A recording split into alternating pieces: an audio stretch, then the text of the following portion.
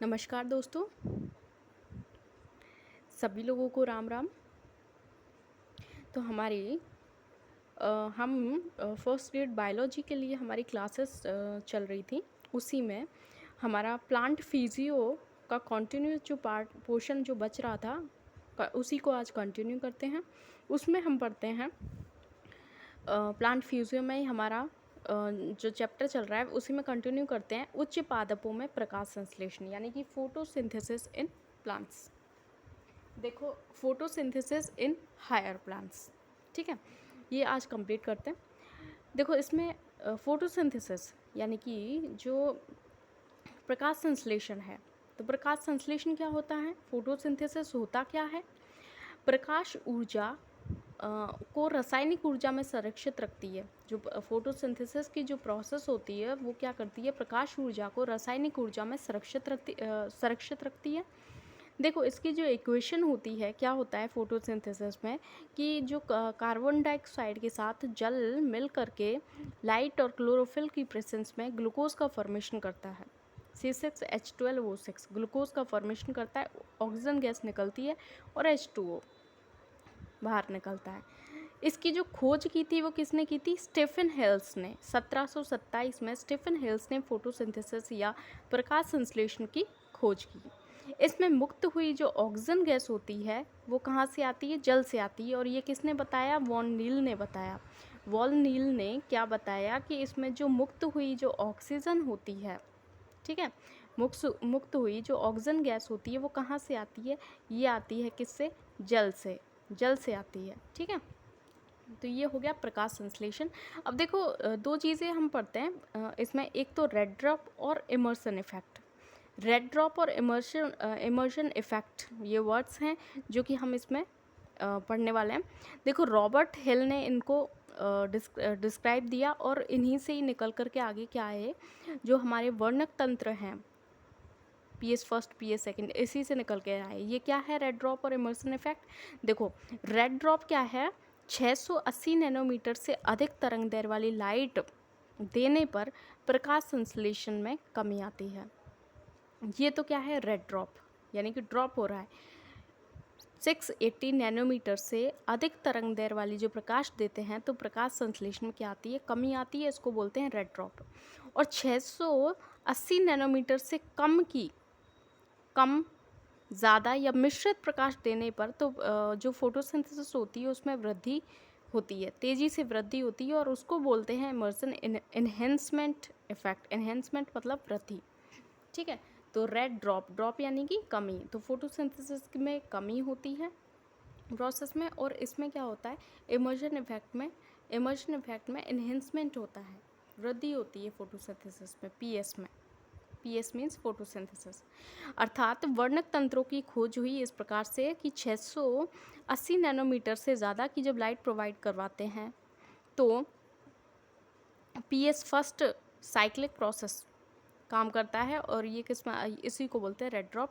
और 680 से कम जो नैनोमीटर तरंग दैर्घ्य की हम जो लाइट देते हैं तो दोनों साइक्लिक और नॉन साइक्लिक इसमें वर्क करेंगे। नॉन साइक्लिक जो चीज़ें हैं वो ये इसमें वर्क करेंगी और इसी को बोलते हैं इमर्सन इफेक्ट। क्या बोलते हैं, इमर्सन इफेक्ट बोलते हैं। तो रेड ड्रॉप और इमर्सन इफेक्ट ये समझ आया होगा। अब बात कर लेते हैं हम किसके बारे में, प्रकाश संश्लेषी वर्णकों के बारे में। फोटोसिंथेसिस पिगमेंट्स क्या होते हैं। फोटोसिंथेसिस पिगमेंट में क्लोरोफिल आता है। तो क्लोरोफिल एक टेट्रा पायरोलिक मैग्नीशियम पॉरफायरिन प्रकाश संश्लेषी वर्णक होता है। क्लोरोफिल क्या है, टेट्रा पायरोलिक, पायरोल वाले होती है इसमें, टेट्रा पायरोलिक, चार पायरोल वाले होती हैं तो टेट्रा पायरोलिक मैग्नीशियम पॉरफायरिन प्रकाश संश्लेषणी वर्णक होता है क्लोरोफिल, ठीक है। मेनली तो हरे जो ग्रीन प्लांट्स होती है उसमें यही होता है क्लोरोफिल। किससे बना होता है, टेट्रा पायरोलिक मैग्नीशियम पॉरफायरिन से। 400 से 700 नैनोमीटर का जो प्रकाश होता है उसको बोलते हैं पार। मतलब फोटोसिंथेटिक एक्टिव रेडिएशन। 400 से 700 नैनोमीटर का जो प्रकाश की तरंग दैर्घ्य वाला जो प्रकाश होता है उसको बोलते हैं PAR, फोटोसिंथेटिक एक्टिव रेडिएशन। प्रकाश संश्लेषण में ये कार्य करती है ये वाली लाइट मेनली। प्रकाश संश्लेषण की दर स्पेक्ट्रम के नीले व लाल रंग में अधिक होती है। देखो, प्रकाश संश्लेषण की जो दर होती है वो स्पेक्ट्रम के नीले और लाल रंग में क्या होती है, अधिक होती है, ज़्यादा होती है। ठीक है, देखो कुछ नोट याद रखना है कि हरे पादपों में 2 अभिक्रिया केंद्र होते हैं, P700 होता है और P680 होता है, जो कि पाए जाते हैं। हरे जो ग्रीन प्लांट्स होते हैं उसमें 2 अभिक्रिया केंद्र होते हैं। ठीक है, एक तो P700 और एक होता है P680। ATP, NADPH और O2 प्रकाश अभिक्रिया के उत्पाद है। देखो, प्रकाश जो अभिक्रिया होती है, ठीक है, प्रकाश जो अभिक्रिया होती है, लाइट रिएक्शन के उत्पाद कौन से हैं? ATP है, NADPH है और O2 है। ये प्रकाश संश्लेषण के उत्पाद हैं। डार्क रिएक्शन या प्रकाश पर प्रत्यक्ष रूप से निर्भर नहीं होती है।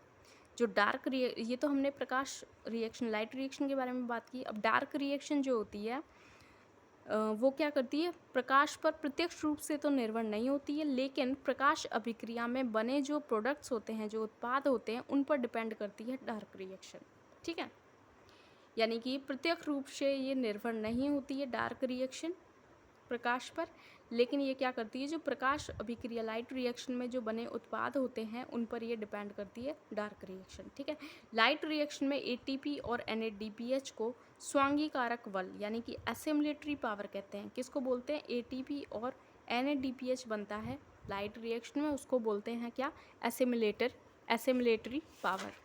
ठीक है, अब बात कर लेते हैं किसकी, कि प्रकाश संश्लेषण की क्रियाविधि के बारे में। प्रकाश संश्लेषण की क्रियाविधि, देखो, एक तो होती है प्रकाशक अभिक्रिया लाइट रिएक्शन, इसको बोलते हैं हिल अभिक्रिया, क्योंकि हिल ने बताया था इसको, तो हिल अभिक्रिया भी बोलते हैं। दूसरी होती है डार्क रिएक्शन, जो इसमें डार्क रिएक्शन में केल्विन साइकिल आएगा, C3 साइकिल आएगा और PCR साइकिल आएगी। देखो, डार्क रिएक्शन, केल्विन, C3 और PCR इसी में ही हम बात करेंगे, इसी में ही चर्चा करेंगे। ये ब्लैकमैन रिएक्शन भी कहते हैं डार्क रिएक्शन को। अब बात कर लेते हैं प्रकाशक अभिक्रिया की। तो प्रकाशक अभिक्रिया या लाइट रिएक्शन क्या होती है? देखो, स्वांगी करण शक्ति जो होती है लाइट रिएक्शन में वो होती है NADPH2 plus ATP। NADPH2 plus ATP क्या होती है? स्वांगीकरण शक्तियाँ होती हैं, एसिमुलेटरी पावर होती हैं किसमें? लाइट रिएक्शन में।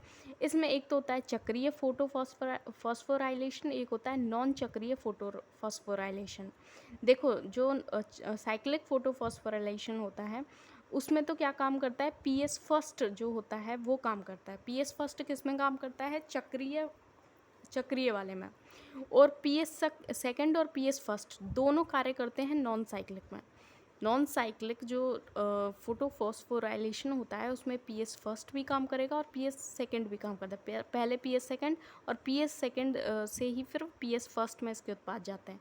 तो दोनों ये इसमें कार्य करते हैं नॉन साइक्लिक में। जल का प्रकाशक अपघटन होता है नॉन साइक्लिक में। नॉन साइक्लिक जो रिएक्शन होती है उसमें जल का प्रकाशक अपघटन और O2 का निष्कासन होता है। प्रकाश का जो अपघटन होता है, प्रकाशक अपघटन होता है, वो किस में होता है? नॉन साइक्लिक में होता है। और O2 का निष्कासन भी नॉन साइक्लिक में होता है, जबकि यहाँ चक्रीय में ऐसा कुछ नहीं होता है। अब बात कर लेते हैं डार्क रिएक्शन की। या देखो, केल्विन चक्र का प्रथम जो केल्विन साइकिल के बारे में, या C3 साइकिल के बारे में, या PCR साइकिल के बारे में, यानी कि C3 साइकिल बोलते हैं इसको। ठीक है, हम बात कर रहे हैं किसके? C3 साइकिल के बारे में। तो केल्विन साइकिल, C3 साइकिल या PCR साइकिल। ठीक है, अब केल्विन चक्र का जो प्रथम स्थायी यौगिक होता है वो होता है PGA। केल्विन जो चक्र होता है ना,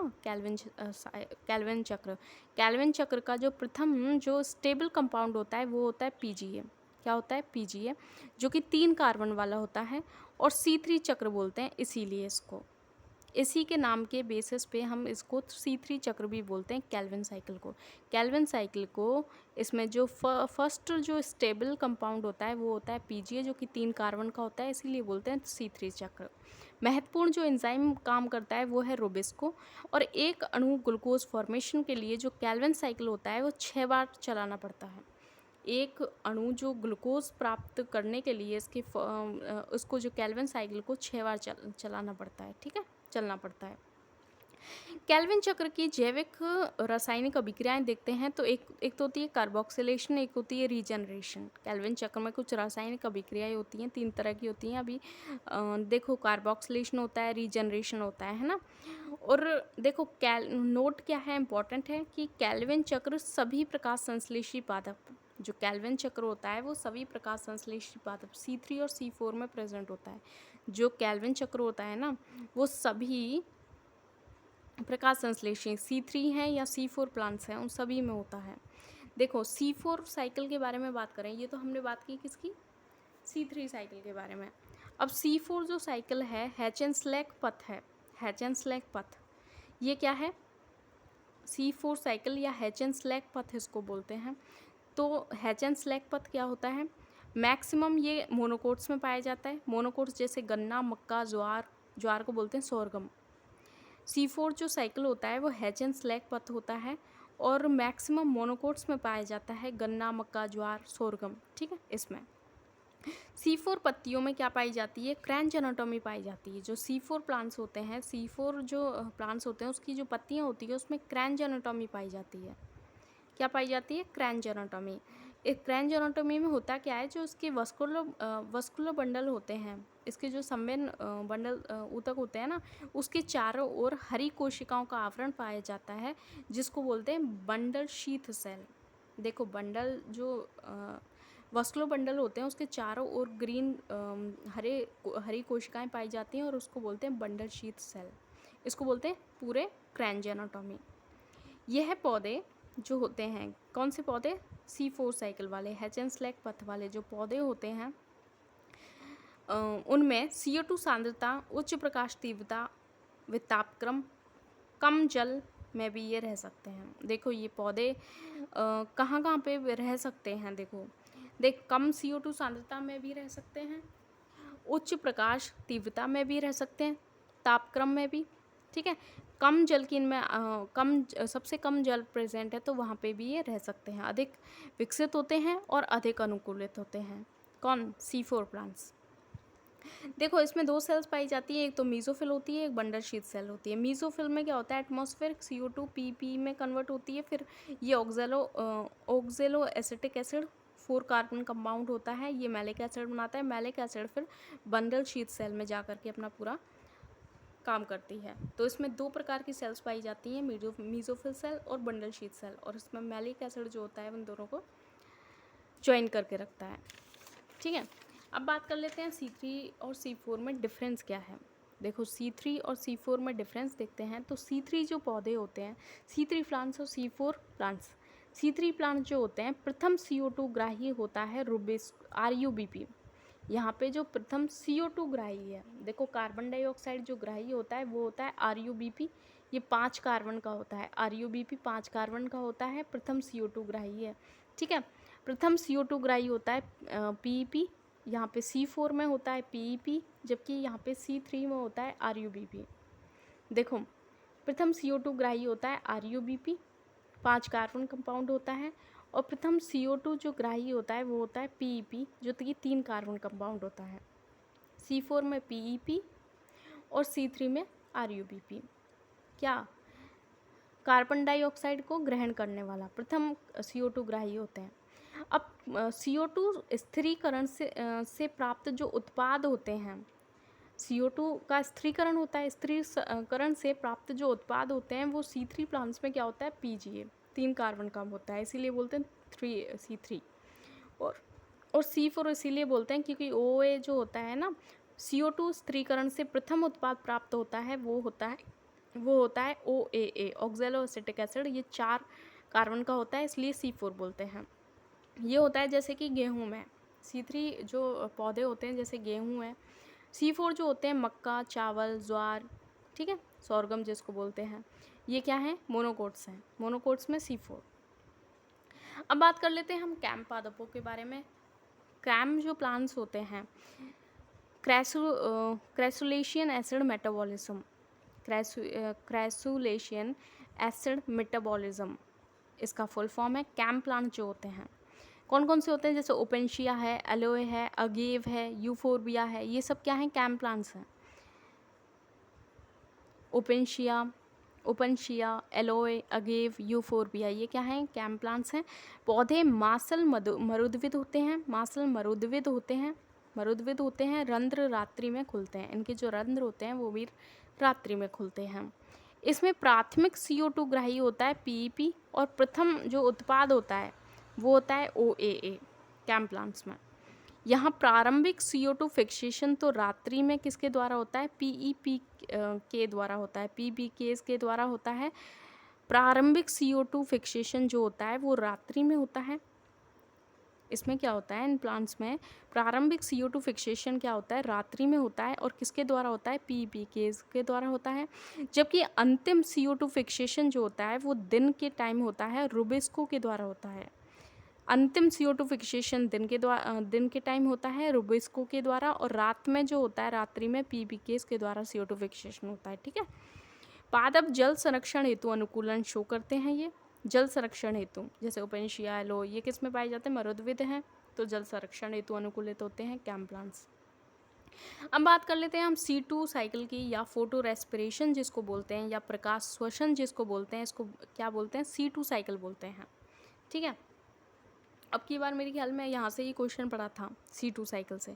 यह क्रिया किस में चलती है? PCM में चलती है। देखो PCM यानी कि पैरोक्सिसोम, क्लोरोफिल और माइटोकॉन्ड्रिया। हरित लवक, पैरोक्सिसोम और माइटोकॉन्ड्रिया में ये होती है। PCM में होती है C2 साइकिल वाली प्रोसेस। प्रकाश श्वसन किस में होता है? PCM में होता है। प्रकाश श्वसन के समय ना तो शर्करा का निर्माण होता है और ना ही ATP बनती है, इसलिए प्रकाश श्वसन क्या है? वेस्टफुल प्रक्रिया माना जाता है। क्यों? क्योंकि यहाँ पे इस समय ना तो शर्करा कोई भी शर्करा नहीं बनती है यहाँ पे, और ना ही क्या होता है यहाँ पे ATP का फॉर्मेशन होता है, इसलिए इसको वेस्टफुल प्रोसेस बोलते हैं। ठीक है।